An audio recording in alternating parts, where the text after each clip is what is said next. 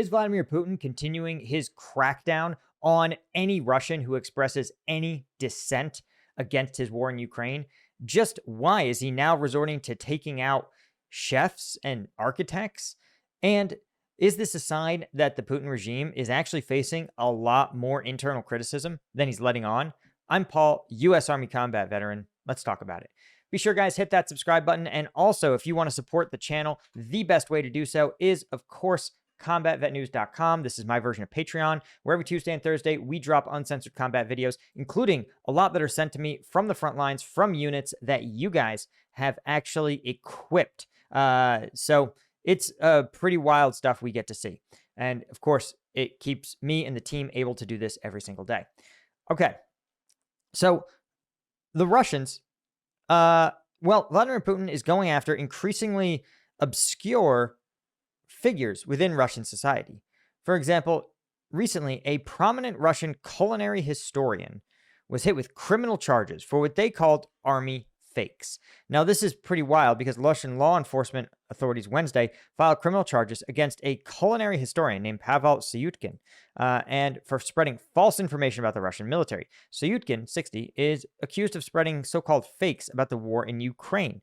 Now, he in posts in his Telegram channel called Russian Cuisine A History, which has, get this, 3,000 subscribers. Okay. For context, guys, that is not even remotely close to being a professional influencer. Now, he obviously is a professional historian, but this is, not more than just friends, but this is like a niche micro influencer. What has he accused of lying about the army? Well, he apparently said that the Russian military did in fact commit atrocities against civilians in the Kiev suburb of Bucha in the early weeks of the full-scale invasion. Now, Moscow has said this is all a lie. Worth noting that international organizations like the UN and Amnesty, Human Rights Watch, as well as the Ukrainian government themselves have said that there is robust forensic evidence of mass graves containing civilians who were clearly shot by the military, and the only military in Bucha at the time was the Russian military. So it's pretty cut and dry that this was indeed a mass civilian killing of hundreds of civilians, and it's not really that controversial, but unless, of course, you're in Moscow. Now, Syukhin was taken for questioning at the Moscow branch of the investigative committee, where he was expected to be formally charged and placed in pretrial detention. He'll be tried and convicted. There is no defense. The Russian state has declared him a criminal, and in the Russian government, the courts and judicial system exist to execute the will of the president. So there is you don't have the ability in Russia to beat the charges. You don't have the ability to, and prosecutors are not going to follow the evidence or weigh the severity of a statement. They're just simply going to be told, listen, anyone who posts about the Bucha massacre, you're going to charge them. And they go, okay, we're going to charge them. And that's that. Of course, his home was also raided in June. They seized his electronic devices. Relatives say they think the criminal case against him was prompted by someone reporting him to the authorities. He could face 10 years in prison if convicted. Now, this is someone who has been a national and international representative of Russia, publishing books about Russian and Soviet cuisine, hosting programs on national TV, right, usually state television, and radio dedicated to the history of food. In 2015, he represented Russia as an ambassador to the World Expo in Milan. And he and his wife also wrote a cooking column for the Moscow Times, at least for as long as the Moscow Times was permitted to exist in Russia. The outlet was banned from Russia in 2024. Now, he added, any honest writer, journalist, or historian in Russia must always be ready for prison. And what I think is interesting is that the Bucha massacre actually took place 3 years ago. And so it's not clear from this statement whether this was a 3-year-old post that someone finally yelled, like turned him in for, or this reflects a stronger, more unforgiving stance by the Russian state. And I'm inclined towards the latter because of stories like this. So this is a Russian nuclear engineer who was sentenced to 18 years for treason and terrorism, which is wild. And what was the crime? What was the terrorist act? This is a research engineer at the Russian Federal Nuclear Center. was convicted of treason and aiding terrorist activity by a military court, reportedly for transferring $13 of cryptocurrency to the Freedom of Russia Legion and the Russian Volunteer Corps, 2 units of Russian citizens fighting on Ukraine's side against Moscow that Moscow has designated as terror organizations. Some funds also reportedly went to a human rights group that helps Russians escape military service that was also designated as a foreign agent, prosecutors said. But they, of course, weren't able to specify the amount because, well, you don't need to have all the facts to get the conviction that you want. Shadyev pleaded for leniency, saying he was unaware of the recipient's legal status as a terror organization and believed he was donating to people in need. His relatives later sold property and donated millions of rubles to support Russia's war effort in an attempt to mitigate the consequences, but the court rejected the appeal, saying that the verdict remains in force. So this sort of thing, right? And as they point out, according to data from one of the few think tanks remaining independent think tanks in Russia, Russian courts issued 224 treason or espionage verdicts in the first 6 months of 2025, the highest in modern Russian history. And again, that's a total of nearly 2 convictions for every working day on average. In all of 2023, you had less than 200 people and just less than 150 in the first half of 2024. Every case resulted in a guilty verdict and a real prison sentence. That should tell you something, that no one ever beats the charges. No one. And again, you look at this stuff, and that to me says that there is increasingly a crackdown going on, again, against very, very routine Russians. And what's important for the Russian state, though, is not so much the number, right? Again, 200 people is not that much. But what's important is that these are prominent people, a nuclear scientist, a prominent culinary historian, right? A TV presenter. These people are seen as being somewhat public figures within Russian society, somewhat prestigious figures. And the message, one, the Russian government wants to send with these convictions is to say, listen, no matter who you are, and no matter how small your actions are, you will be tried and convicted of operating against the state, right? If it's a $13 contribution or a $1,300 contribution or a $13,000 contribution. Just like if you talk about, whether you talk about, hey, it was bad that some Russian soldiers committed the Bucha massacre. That alone is enough. It doesn't matter if your problem is that there's been 200,000 Russians killed in pointless assaults and that failed to achieve their objectives, or that the Russians committed a war crime. And you know, there's so many key differences here between a Western military. But what's strange is that for the Russians, this information control is so important, right? Because, you know, the U.S. military, like, we committed war crimes, right? Like, not at scale. It was never done with, well, I won't say it was never done with commander's intent. Abu Ghraib was definitely done with commander's intent, and those commanders definitely got away with it. But people like Robert Bales, right? These are people who committed egregious war crimes and were tried and convicted. In fact, the only person who has decided to pretend these war crimes didn't happen is actually the current sitting president, who has notably pardoned a Navy SEAL NCO who was convicted of war crimes.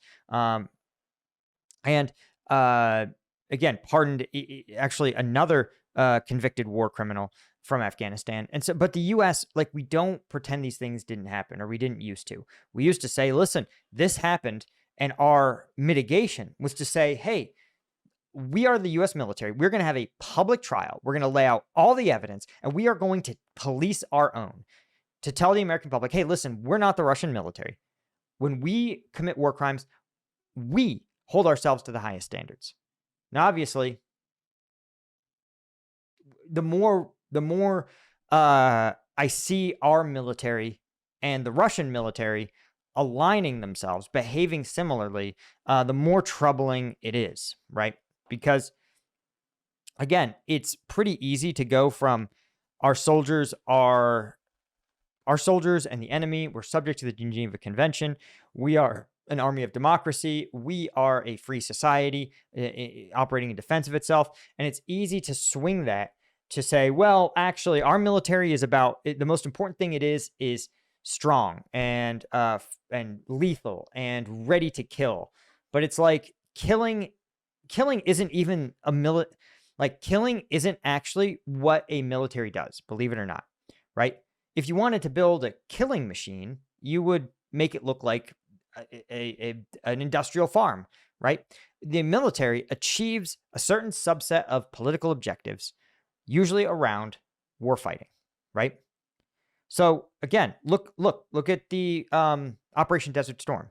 U.S. military, yeah, it had a lot of lethal effects, but it actually didn't kill nearly as many Iraqis as we could have, because our goal wasn't to kill Iraqis. It was to defeat the Iraqi military. And so if they put down their arms and stopped fighting and walked away, all the better. If the Iraqi military simply surrendered en masse, fine, right? If the Iraqi military tried to fight but just ran out of fuel or ran out of ammunition or ran out of food and water, also a win. Like, killing is one of the tools to defeat an enemy, to achieve, and defeating the enemy is only one of the ways to achieve a political objective, right? Again, what was the actual objective of the Iraq War? Oh, regime change. Like, so again, was the U.S. military the best tool to achieve that? Maybe that answer is no. And so this obsession that the Russian military has, again, with itself as like a lethal force and to silence all criticism, is, you see the end state. It ends with a myopic view. It ends with a sense that the only tool in the Russian military toolkit is high casualty assaults to take trivially small amounts of territory. Now, I want to point out one other story that I thought was kind of interesting, is that this is two more bodies in Moscow. One is a renowned architect, but it says he was gunned down by a Ukraine war veteran. But the story, there's something really weird about this story, like really weird, that reeks of the Russian government. And so Russian police, right, are launching a murder investigation into a renowned architect who was shot and killed in front of his 10-year-old daughter in St. Petersburg Wednesday morning. And the shooter may have recently returned from the war in Ukraine. But here's the thing. The police said this is an open and shut case. There are two men, 49 and 73, right? The 73-year-old is, of course, the architect. The 49-year-old is the gunman in an apartment building in the city center. Now, conveniently, they said, actually, the shooter, they say, oh, well, he's a dangerous Ukraine war veteran who returned. But he is not a typical Ukraine war veteran. The alleged shooter is a former executive at a major St. Petersburg construction firm. And in 2015, he was investigated in a tax fraud case related to a residential project for Russia's FSB. The media reports suggested Korozev may have returned home from serving in Russia's war in Ukraine and may have had a personal conflict with Supinitsky.